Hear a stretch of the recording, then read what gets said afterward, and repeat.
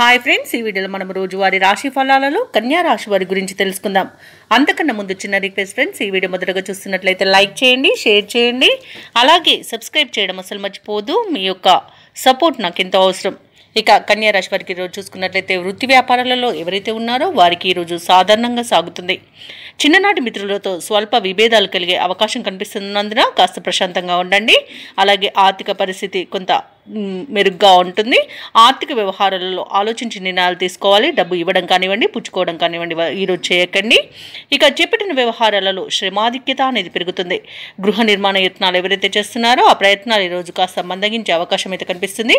అలాగే కన్యా రాశి వారికి ఈరోజు అనవసరమైన ప్రయాణాలు చేయవలసి రావచ్చు.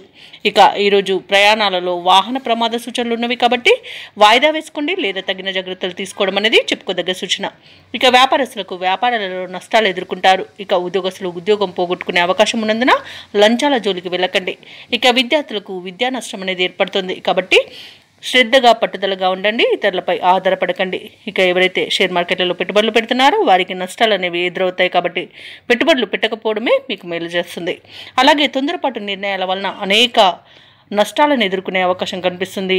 అలాగే ఈరోజు చేయని పనికి కూడా అవమానపడతారు, అలాగే అపవాదులను ఎదుర్కోవాల్సి వస్తుంది. ఇక ఈరోజు అలాగే కన్యా రాశి వారికి ఈరోజు ముఖ్యమైన కార్యక్రమాలన్నీ కూడా నత్తనడకన సాగుతాయి.